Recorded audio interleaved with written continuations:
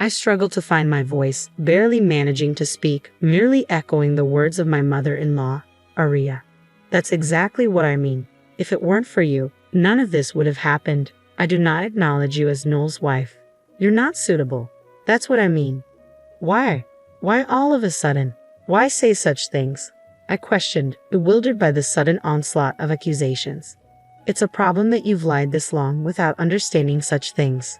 Realize it. It's true what they say, children from low-level single-parent homes have issues. Seeing you has only reinforced that belief, Aria continued, her words cutting deep. My name is Sierra, a 35-year-old office worker living with my husband and elementary school-aged child. A family of 3. Since the beginning of my marriage, we've lived close to my husband Noel's family home. We maintained a good relationship while keeping a comfortable distance. The turning point in our relationship with father-in-law and Aria came a few years ago when father-in-law passed away after a long illness. Aria's grief at losing him was painfully evident. Considering Noel's commute, we planned to move, but seeing Aria's condition made leaving her alone worrisome. Noel and I discussed it many times. We decided to stay put until Aria's situation stabilized. That's when it started. Slowly but surely, Aria began to overstep our personal space. When father-in-law was alive, she never visited our home unnecessarily. She never came unannounced, not as far as I knew. But now, she suddenly started showing up without any notice. It began as a day or two, but recently she's at our house half the week. If only she gave prior notice, I could bear it. But entertaining Aria when she's so unpleasant is disheartening, especially since she only brings unpleasant conversations. Sierra, you're always home late, aren't you? Are you that busy with work? Are you taking proper care of Noel? Aria's words felt like barbs, each one piercing deeper. What exactly do you mean by proper care? I managed to interject. Just what I said. Are you serving nutritious meals and looking after his health? Aria's gaze pierced through me, demanding an answer. Noel is the pillar of our family, my precious son, I responded, trying to defend myself. Sierra, you're not just serving him frozen meals and hot deli food because you're short on time, are you?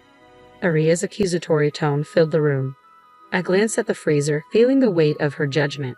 Oh, well, not always, but sometimes yes.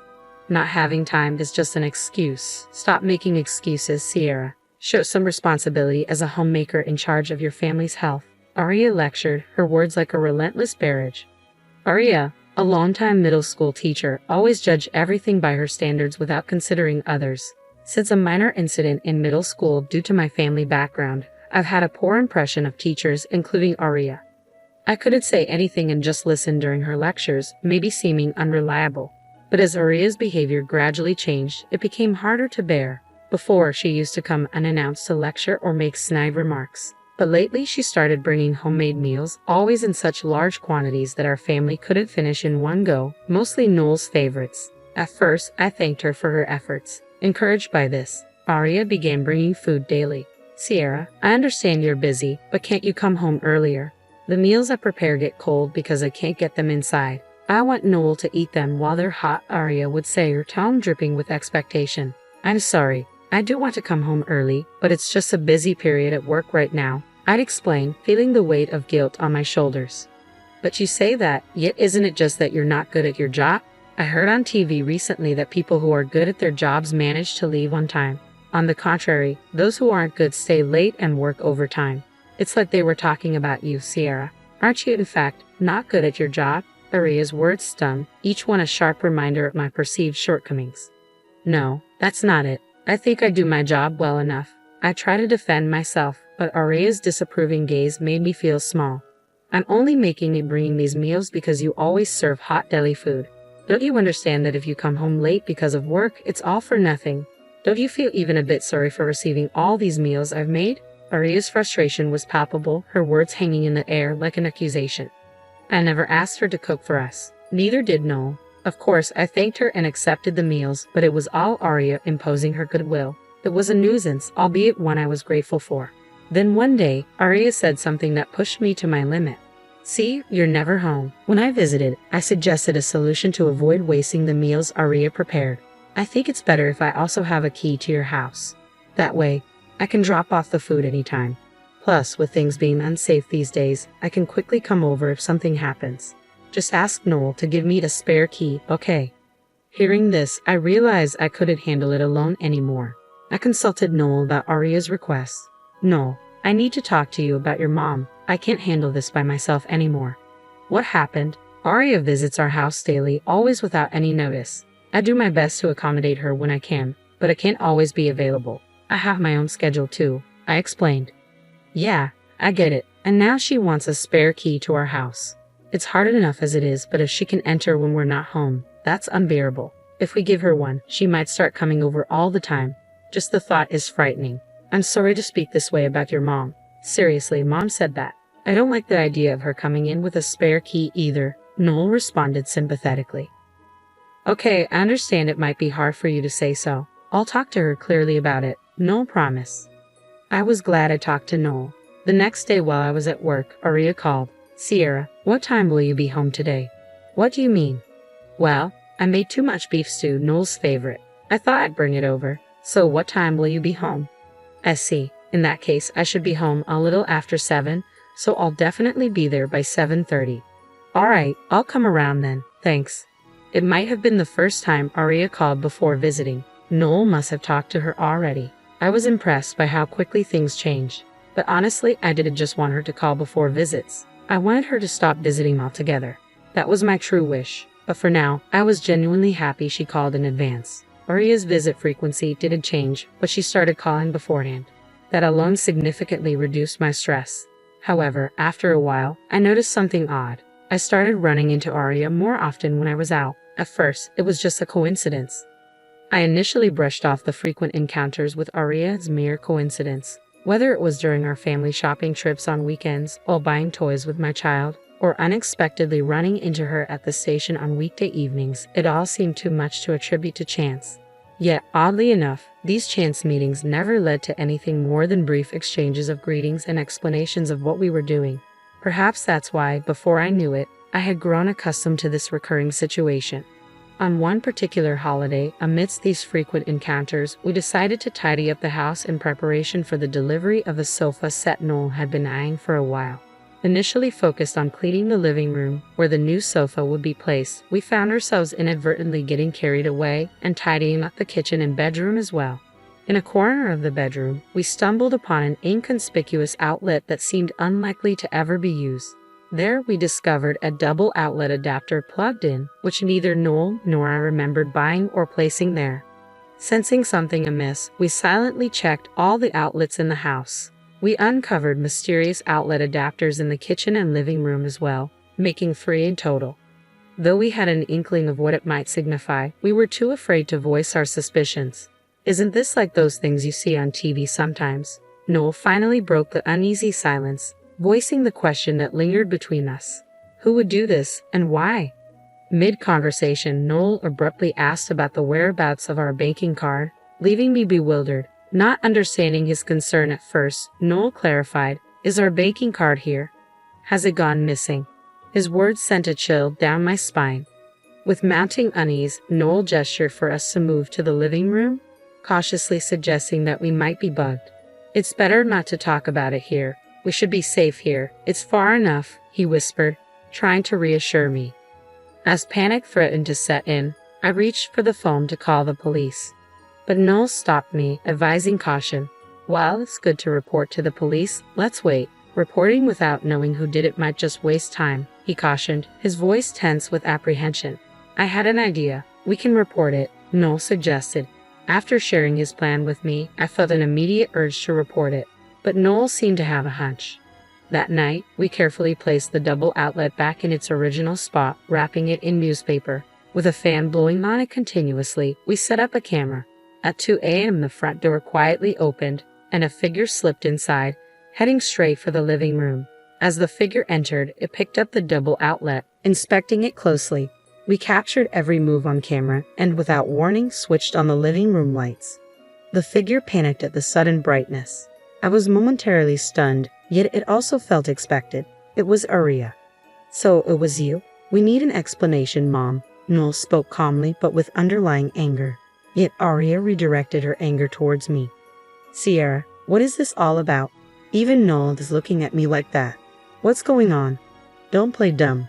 What were you checking by sneaking into our house in the middle of the night?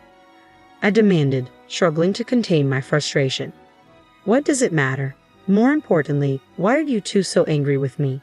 Arya retorted defensively, failing to grasp the severity of her actions. This was all my husband's idea. We're the ones asking for an explanation, not you, Arya. If you have something to say, answer our questions first, I asserted firmly. Sierra's right. If you're going to play dumb, we'll call the police. Understand? Noel's voice was cold, and Arya's demeanor shifted as she realized there was no room for negotiation. Reporting to the police? That's an overreaction. We're family. There's no need for such formalities. This is all a misunderstanding, so let's not make a big deal out of it, Arya pleaded, attempting to downplay the situation. A misunderstanding, you say? Then you better explain yourself clearly to clear it up. Unless we are not convinced, I challenge, my patience wearing thin. Still claiming it's a misunderstanding. At this point, there must be a good reason for it, right, Mom? Noel's tone was resolute. Well, it's just, loneliness. I was lonely, so I did it, Arya confessed, her justification falling flat in the face of our disbelief. Unaware that Arya had been eavesdropping and monitoring our movements, I had struggled with the invasion of my personal space. Blaming myself for not handling it well, I had pushed myself to the limit. But now, it was clear that Arya's eavesdropping had been the root cause of my discomfort all along. A mix of relief and anger surged within me as I realized it wasn't my fault, but rather Arya's actions that had caused this turmoil. Naturally, my tone and attitude towards her turned harsher. Do you really think that reason is enough for us to be satisfied? What you're doing, Arya, is absolutely inexcusable. Don't you understand that? I confronted her, my frustration palpable. Sierra's right, Mom. We can't accept that reason, and we can't forgive what you've been doing. I hate to say it, but what you're doing is wrong. If things continue like this, we can't have a relationship like before, Noel added firmly. Wait, Noel, I'm your parent. How can you say such terrible things to your own mother? You weren't like this before, were you? Arya's plea was desperate, seeking pity. But Noel remained cold and distant. Who's causing this, Mom? You won't admit your own actions and your reasons are selfish. It's obviously wrong. Enough is enough. We're leaving here. Of course, we won't tell you where we're moving. Noel, why? Arya, please stop. You betrayed your own son. Don't you understand how he feels? I interjected, hoping for reconciliation. But my attempts fell on deaf ears. Arya's sudden outburst shocked me. It's all because of you. If you hadn't been here, I wouldn't have had to do any of this. If only you hadn't married Noel, she accused, her words filled with bitterness. I couldn't comprehend the sudden outburst from Arya. My fault? I managed to speak, echoing Arya's words. That's exactly what I mean. If it weren't for you, none of this would have happened. I do not acknowledge you as Noel's wife. You're not suitable. That's what I mean. Why? Why say such things so suddenly? It's a problem that you've lived this long without understanding such things. Realize it. It's true what they say. Children from low-level single-parent homes often have issues. Seeing you has only reinforced that belief, Arya retorted, her hostility evident. Noel, finally catching up to the situation, hurriedly tried to stop Arya. Mom, what are you saying all of a sudden? Do you realize what you're saying? He questioned, his concern evident.